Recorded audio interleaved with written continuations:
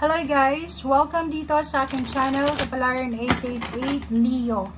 Okay Leo, tingnan natin kung anong messages, vibration, gabay energy para sa lahat ng Leo to.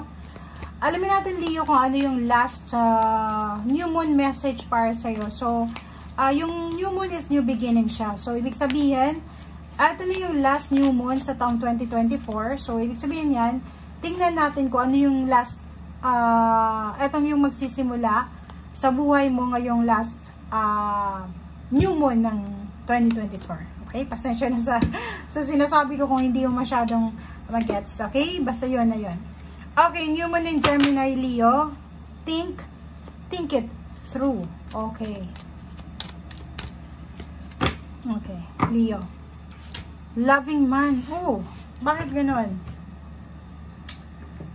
Okay, kung may asawa ka, pwedeng hindi naman to resonated sa'yo. But if you're single, nakikita ko siya dito pwedeng isa sa posibleng pag-iisipan mo na pwedeng dumating sa'yo ngayon as blessing is relationship. Okay? Pwedeng babae man or lalaki since wala namang gender yung tarot. Posibleng may mag-offer sa'yo ng love, ng kasal. Or pwedeng partnership, collaboration. May manligaw sa'yo.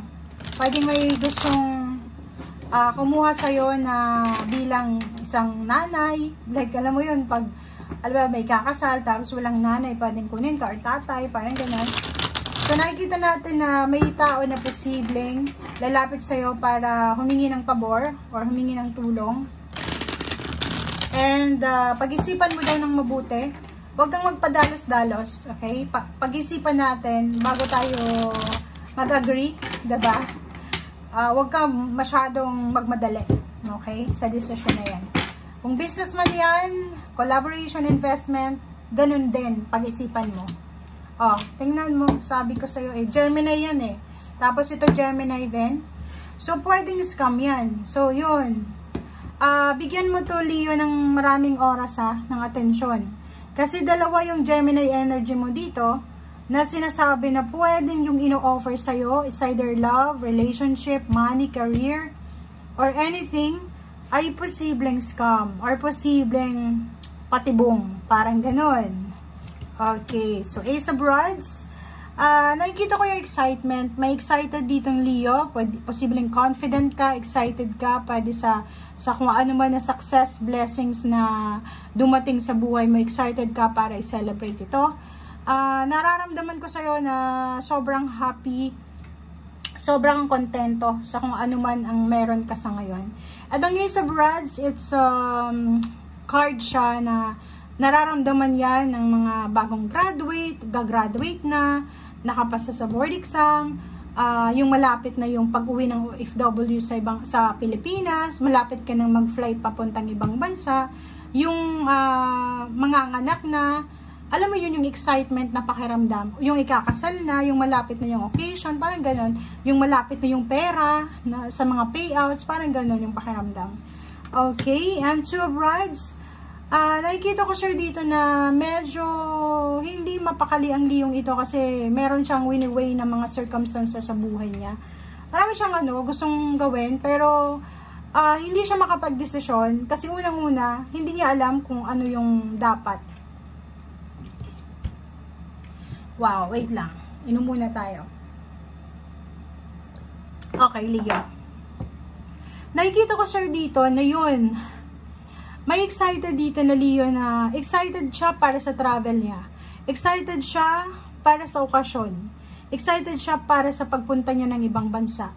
Excited. Like dito, diba? So parang may nag-o-offer sa kanya na ibang lahi. Single siguro siyang babae or lalaking Leo. Nasa Pilipinas. Siguro nag-sign up siya sa mga dating website and then nakatagpo siya ng isang ibang lahi na ino-offeran siya na pumunta sa bansang ito na kung saan ito nakatira. Kaso lang, dalawa yung energy dito ng manloloko. So, sinasabi dito na mag-iingat ka, Leo, kasi hindi lahat ng, diba?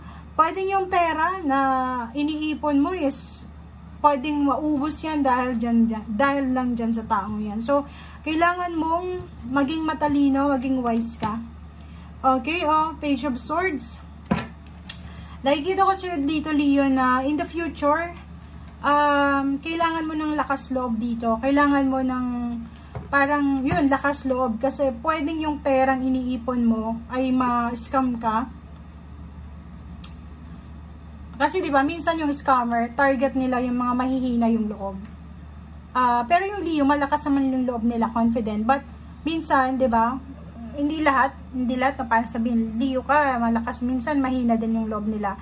So, dito nakikita ko, if meron kang iniipon na pera para sa isang okasyon or para sa emergency fund, wag mo yun ipapahiram sa mga taong alam mo na nililinlang ka lang or pwede kang iskamin. Okay? So, yun. Say no. Reject the offer. Reject the favor. Parang ganon. Ten of Rods and then Wheel of Fortune. Ang galing na ito, guys. Kasi, atong Ten of Rods is parang isang Leo na hawak niya lahat ng obligasyon. Pwede siya yung breadwinner. Siya yung nagpapaaral ng mga kapatid niya, ng kapamilya. Siya pa yung nagpapakain sa kanila. Siya pa yung lahat. Nagbibigay ng obligasyon, parang ganon. And luckily, miraculously, para siyang milagro, na simula December 1, 2024, iikot yung Wheel of Fortune para makaalis ka na dito sa obligations mo na to. So parang, ibig sabihin may katuwang ka na. Kung siguro for few months, masyado kang problematic, masyado kang stress, masyado kang, alam mo yon, hindi ka masyadong makafocus sa ginagawa mo kasi hawak mo lahat ng obligasyon eh. Kailangan magtrabaho, gabi-araw, ganyan, ganito. But starting December 1, nakikita ko na yung Wheel of Fortune is iikot na para bigyan ka ng freedom, di ba? Makakahinga ka ng malalim ngayon. Parang may tinik na nawala sa lalamunan mo. Di ba, King of Cups? Nakikita ko na magiging tahimik yung buhay mo. Okay? Hindi pa man ngayon, hindi pa man natatapos yung taon, but nakikita natin na sa whole month ng December, ang Pisces na related sa'yo, kasi meron ditong King of Cups, pwedeng Pisces, Scorpio, or Cancer, pwedeng siya yung makatulong sa'yo para dito sa pagbabagong to, para sa mga obligations mo. But, sinasabi ng barahan na hindi pa tapos ang laban. Okay? Huwag ka munang maging kampante kasi hindi pa tapos yung laban. Oh, may 5 of Rods talaga eh. May laban eh. Diba? So, sinasabi sir dito, huwag tayong pakampante. Okay? Maging handa ka. Okay? Huwag tayong maging kampante. Sa relationship, nakikita ko pwedeng may mga relationship, mag-asawa, mag-boyfriend, mag-girlfriend, na pwedeng mag-away. And pwedeng yung isa dito mag-alsabalutan, pwedeng lumayas, pwedeng aalis, o pwedeng matitrigger yung emotion, na pwedeng sasabihin makikipaghiwalay na. O, hiwalay. Yung iba naman sa inyo, siguro gusto nyo magtrabaho sa ibang bansa, or gusto mong lumipat ng company, pero yung karelasyon mo ayaw. Nakikita ko siya dito, merong Leo na in a relationship siya, pero hindi niya makuha yung goals niya kasi yung relationship niya, siya yung nagiging hadlang para sa goals niya. Parang pinipigilan siya. 'Di ba? Knight of Rods, pagod na pagod ka na sa relationship mo. Nakakaloka to. Nine of Rods tsaka Lovers. Comment down below nga, Leo, yung pagod na kayo sa relationship nyo. Parang sakal na sakal ka na. 'di ba? So, yung nakikita ko siya dito na buong buwan ng December onwards, siguro yung focus mo ngayon is kung paano gawing stable yung lovers, which is your intimate relationship, your family life, and then yung kasal dito, parang ganon. Nakikita ko siya dito na maraming tao na pwedeng mahingan mo ng tulong, advices, or kung ano pa man na kuro-kuro. So, wag mong ipagkait yun sa sarili mo. Okay? Yung Queen of Swords is parang nagsasabi sa'yo na wag tayong maging aggressive, wag tayong magmamadali. Like for example, may nagkikipag-away sa atin.